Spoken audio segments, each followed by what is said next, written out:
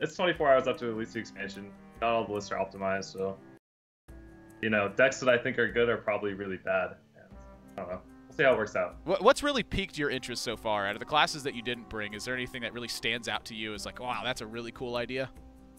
A really cool idea. I mean, I didn't bring Odd Paladin, but I think that deck is like insane. It feels like the nuts every time. I don't know how to beat it if you're not Warlock.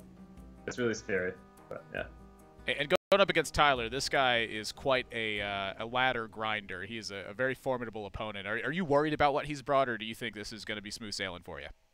I think I'll be okay. I mean, we'll have to see like how the classes line up, but yeah, he's definitely a good player. So just gonna be a good match overall. All right. Well, I'm really looking forward to seeing what you played. Thanks for joining us, and good luck in your match. Dog's calling something sketch. It's really sketch, I think. Yeah, no, that's got to be a little concerning, especially when you're up all night, you're building your deck, and you think you've cracked the meta, you think you've found the best deck, and then you submit it and you go, what have I done? What have I watch a lot of Dog stream, and he likes to compete, but he likes to play some wild stuff as well. So the fact that he's able to compete and play some of the crazier decks that are out there, I mean, now this is days one, and you know, the chains are off. There's nothing to hold him back from this one. Nothing holding back, and it's very impressive to have such unique deck-building talent and then also do so well with it. I mean, a lot of players, they can play the best decks optimally, and then some players can play some, like, lower-tier decks, but just to insane levels. Yeah, it's definitely the case. You know, we're also talking about just the brand-new metagame that's here. Less than 24 hours after release. I mean, when you qualified for Bahamas, you know, that was amidst the decks. You know, people started to figure out, wow, these decks are really good. There's a lot better than the others. What's it like playing in a very new, diverse format versus more of a figured out towards the end of the rotation format? So one of the main differences with the new diverse format is it really rewards deck builders. It really rewards people who have put the time in to figure out what works. What card combinations can they put together that will make the most efficient plays? And then later on in this season, when the decks start to become more defined, it then becomes more technical play and who makes the most optimal plays and who gets there on that level. But still, at the beginning of the season, it really rewards deck builders. I always love to see that too. I mean, creativity is such a wonderful thing. The metagame that we've had recently is just under constant innovation as well. You know, with the balance patch coming right after the World Championships, there was so much room to maneuver with deck lists, and that's not always there in card games. It's not always there in metagames either. Sometimes things stand out as very strong, but right now, I mean, there's just so many wonderful tools that you can add to stuff, and so many cool new cards.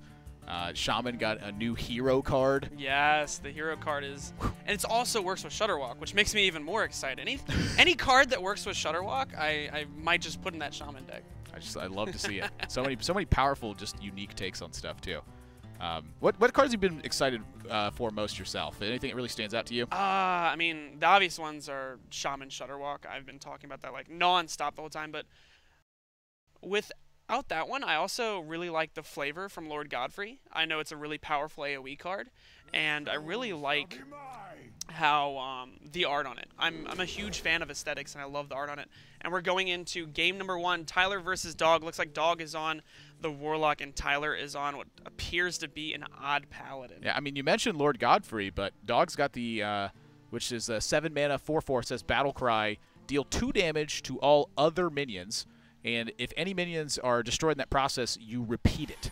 So it can chain all the way up and just kill the whole board if there's there's enough big enough chain. But he's also got Glinda Crowskin, which is a 6 mana 3/7 legendary. It says all your minions have Echo. Yes, and I was actually looking at this list right now, and it first appears to be a typical Q block. You look at the opening hand, you say, I've seen all these cards before. But then you get into just the bulk of it, and there's Meat Wagon, and there's Summoning Portal, and one of the coolest things that I'm looking at this list and seeing is there's also Nomfratu. What could happen later on in the game is if Summoning Portal comes down with Glinda Crowskin and you make Nomfratu as cheap as possible, you can just fatigue and mill as many cards as possible. Oh my gosh, you just run them out of cards. Yes, and exactly. So it's almost like a traditional fatigue Warlock. Wow, that's crazy. That's really cool. And I was looking at the list, I was like, why is Meat Wagon in this? Why is Summoning Portal? What does Nomfratu do? And then it just came at me like a train. Wow, that's really cool. Looking at Tyler's deck, it looks like that he has brought the Odd Paladin deck that that Dog was talking about. He said he thought it was really strong coming into it, and he's featuring Witch's Cauldron. It's a 3-mana 0/4 minion. It says, after one of your minions dies, add a random shaman spell to your hand. And it doesn't count itself. It says after a minion dies, so the text is no longer in play when that happens. But this deck has been quite formidable in my time against it, and in the couple of games that I played it. It's just got a lot of good stuff. Yes, the Witch's Cauldron gives it extra value that the deck typically wouldn't have, and the Paladin upgraded hero power is insane. I mean, especially with cards like Corridor Creeper. Now, Corridor Creeper did get a big nerf, making it a 2/5, but a 0-mana 2/5 on turns 4 and 3 is still really, really good. You're talking about the amount of minions that you can crank out thanks to Baku the Moon Eater. It's a 9-mana 7/8, 7/9? 7/9. 7/9, and it says at the start of the game, if you have only odd cost cards in your deck, you upgrade your hero power. And so for Paladin, that means that the hero power goes from making